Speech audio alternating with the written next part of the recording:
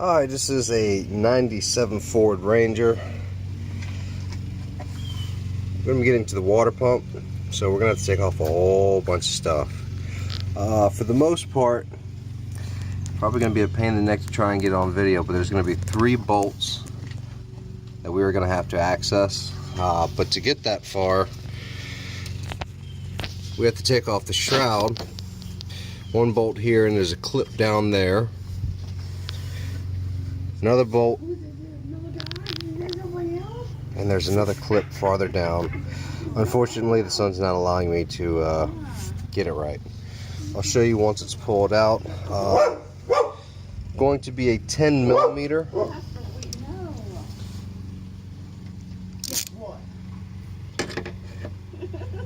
So make it easy for you. Alright, so you're going to be removing the fan. Your trusty 10 millimeter. It's always a 10 millimeter. So you're going to be taking these bolts off. There are going to be 4 of them. The serpentine belt, I've already got it slacked off. On this particular model, you see that little square hole right here? That's actually meant for the 3/8 drive itself. It just literally slides right into it, and then you go counterclockwise, go that way, and it relaxes. So that way you could pull the belt right off of it. Of course, I can't really pull the belt itself off because I haven't gotten the shroud or the fan itself off. But that's the steps.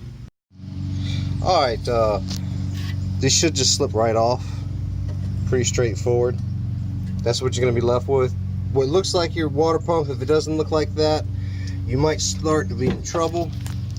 Let's see if we can see these bolts clearly. There's the one over here. Don't have to remove the timing belt cover. Second right there. And third right there. And you can see this geyser just coming out from underneath of it.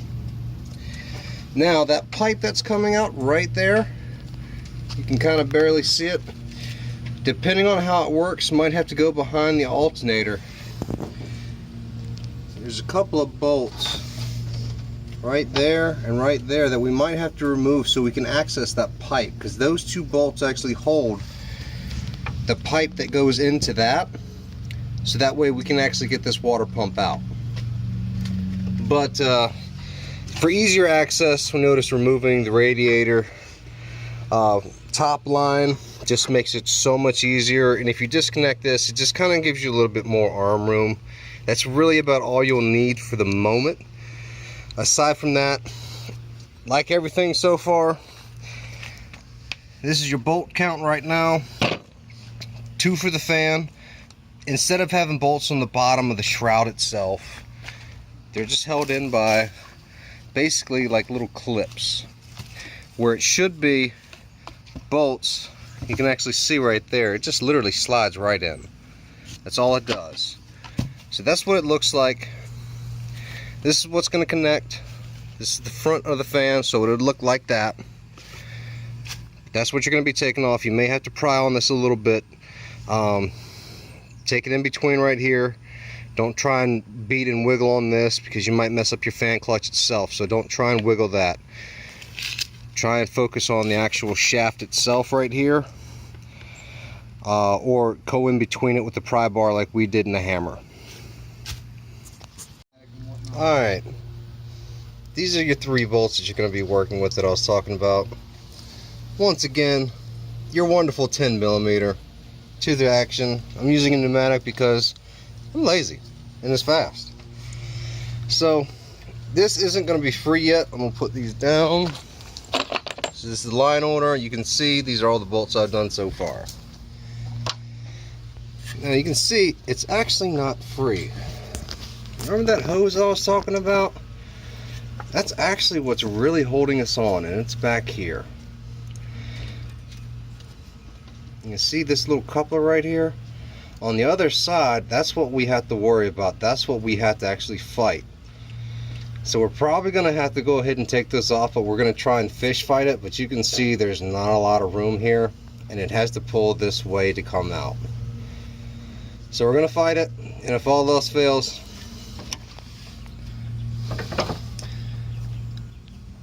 These two bolts right here are what's going to come out. You can see this hose That's what's actually holding us up.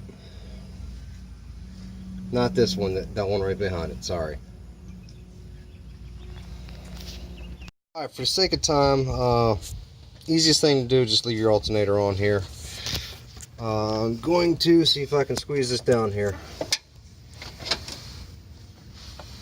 Alright, you see this piece right here? Those two bolts right there?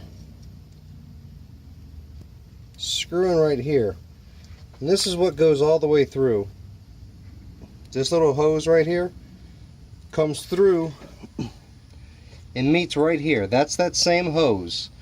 Now there's a gasket that goes on the back of that, so that way it actually seals to the water pump itself, and the water pump's going to have a seal too. So we're going to clean this off, and we're going to clean both of them off just a little bit. But remember those bolts I was telling you about before? That's these.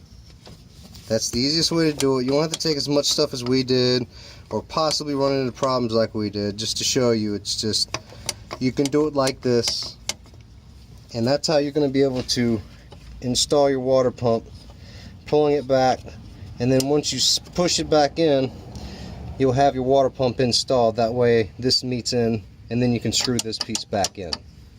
But until then, you can just have it pulled back out of the way any way you want, shove it in. Once you have it installed, you're good to go.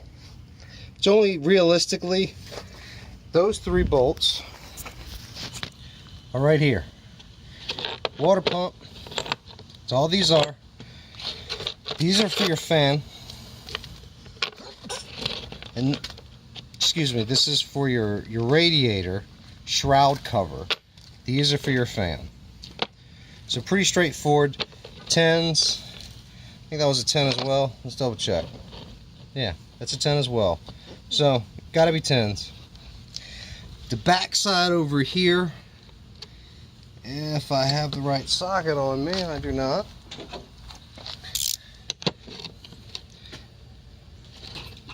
So there you go, 5/16. Easy peasy. There you go.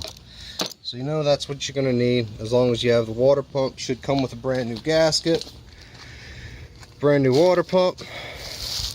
One gasket's going to go here, another one's going to go inside here, but you're going to put it on the actual the tube that comes through.